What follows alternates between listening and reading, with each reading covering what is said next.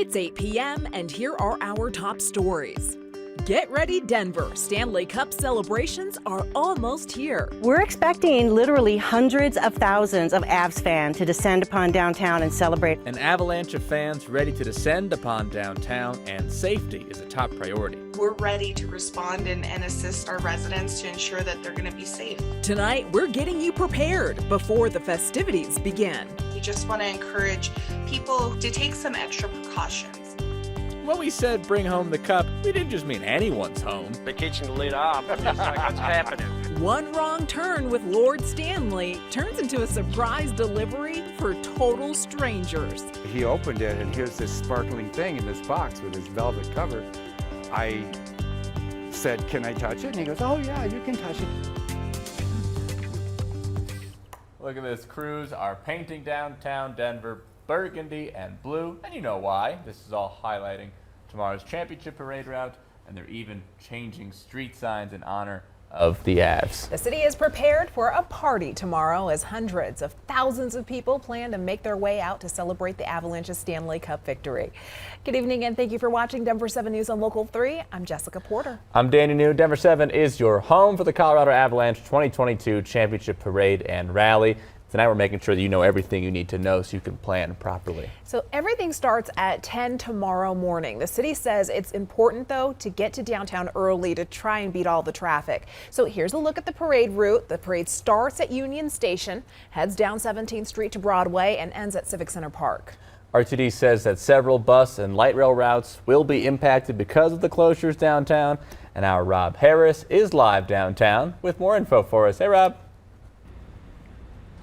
Yeah, so guys, as you can see behind me, it's raining a little bit, but that's not stopping the crews here from setting up here in Civic Center Park to get ready for the rally tomorrow. The parade's going to come from Union Station, end up right here. They're expecting hundreds of thousands of people like you mentioned, so parade organizers and city organizers and RTD leaders are getting ready for a lot of traffic.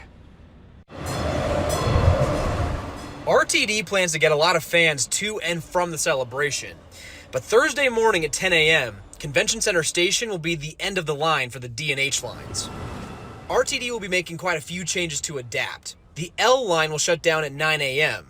The Civic Center Station will close to bus traffic by 10 a.m. And the free mall ride on 16th Street will shut down at 8 a.m. RTD says they'll have all their buses and light rails running normally as soon as possible after the celebration, depending on how long it takes for the crowds to clear and for the streets to reopen. Speaking of that, if you're going to be driving downtown at all Thursday, you'll need to know the roads that will be closed. We really want to encourage people to be patient. There's going to be a lot of folks out and about tomorrow downtown for this celebration, so patience can go a long way. The parade will start at Union Station and travel down 17th Street to Broadway, then down Broadway to 13th Avenue, ending at Civic Center Park for the rally. That stretch will be closed from 8 a.m. to noon. 14th Avenue will be closed from Delaware to Broadway from 6 in the morning to midnight. Bannock will be closed from Colfax to 13th from 6 a.m. to midnight.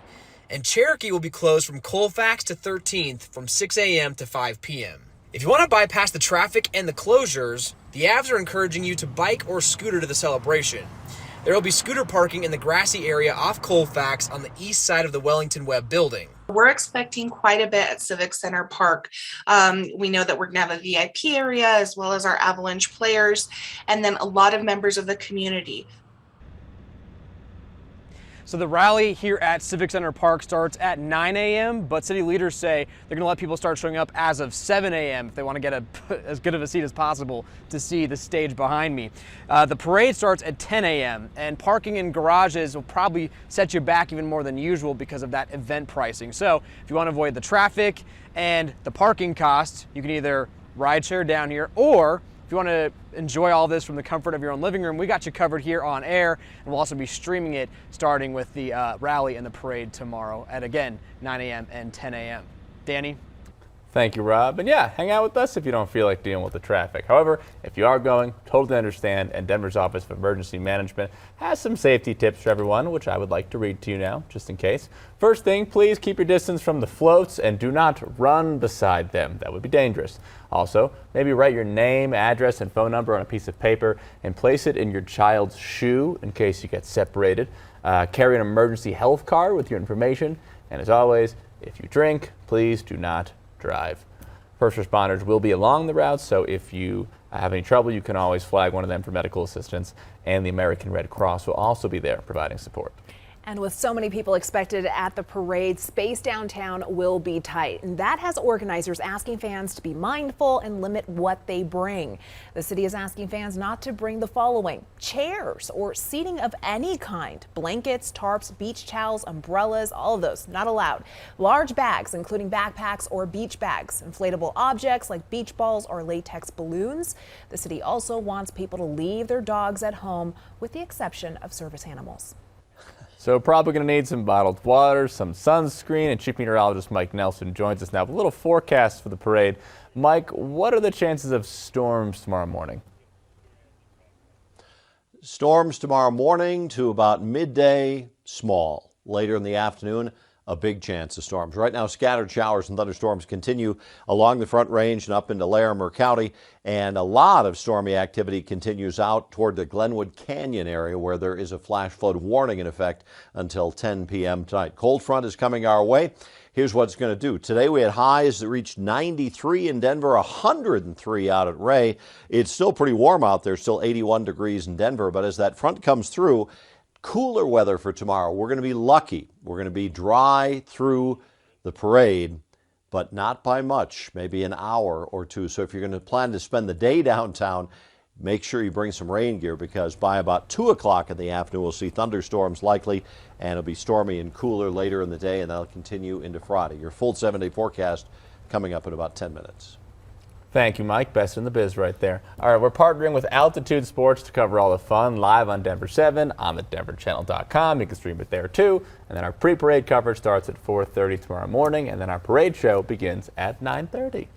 Today, Tampa Mayor Jane Castor made good on her bet with Denver Mayor Michael Hancock, donning an Avs jersey. Castor was joined by the CEO of Tampa's airport to send off their wagers. Castor is sending Mayor Hancock cigars, guava pastries, and a meal from the famous Columbia restaurant. I got your lunch. Casual, getting chicken tenders from the captain. Gabe Landeskog took a break from the partying this morning to work a shift at the Raising Cane's in Aurora. The Avs captain showed up to his shift in style, rolling up in a Bentley. Today, he was actually the first time that Gabe has tried Raising Cane's. The top thing on his mind, tomorrow's parade. I don't even know what to expect. I mean, the community has been so amazing and so supportive throughout the years, and we're so excited to be able to show the cup to them and be able to share this with them and bring the city of Denver and the state of Colorado together. And he also confirmed today that his daughter was drinking juice out of the Stanley Cup from this adorable video he shared yesterday on his Instagram story. How memorable. I love that video. I know, and good thing to know it's juice, although that's what I expected. All right, well, having the captain hand you chicken tenders is one thing, but what about having his Stanley Cup delivery show up on your driveway? Denver 7's Russell Haythorne reports the cup took a bit of a wrong turn on its way to Landy's house. Yeah, we did. Now we know. Kit and Dimitri were not expecting a delivery Monday afternoon. The guy came to the door, met the dog, shook our hands like he was supposed to be here. And I'm like, well, who are you? Certainly not a delivery in a giant blue velvet-lined case. He acted like I was expecting him. They opened the trunk and it's afternoon, sun was shining on it. And I was in the kitchen and the kitchen lit up. I'm just like, what's happening? The moment it showed up, caught by their security camera. I recognized from of course, of the games, watching the games. The black chest. The black chest. And I just jokingly said, and he goes, yeah. Indeed, Lord Stanley had taken a wrong turn, bound for the captain's house, misdirected to the modest house down the lane instead. I said, can I touch it? And he goes, oh yeah, you can touch it. And I felt the rim because I thought I saw the dent on it in the game 2 nights before. Kit got just one photo, which he posted on Nextdoor, filed under Lost and Found. It never came to mind to take a selfie. A chance of a lifetime, and I took one photo. If they didn't know before, Kit and Dimitri certainly know now. Some of their neighbors Location. are quite famous. Somebody named Landeskog. Yeah, I didn't know about that, but I have amazing neighbors and the community's just been awesome. Are you guys hockey fans? Are now. Russell Haythorne, Denver 7. Coming up on Denver 7 News at 8. One woman's dog viciously attacked during a walk around Park Hill Golf Course. Stella has maybe 15 puncture wounds. Tonight she's speaking out, pressing how important it is to take responsibility for your pet. We all love dogs. We just want to have good encounters with all of them. We're in the 90s today, but a cold front on the way. I'll let you know how much thunderstorm activity to expect. High gas prices aren't keeping Coloradans home this July 4th weekend. There is so much pent-up travel demand because of the pandemic that even high prices on everything from airfare to gas to hotels to car rentals is not slowing down travel demand.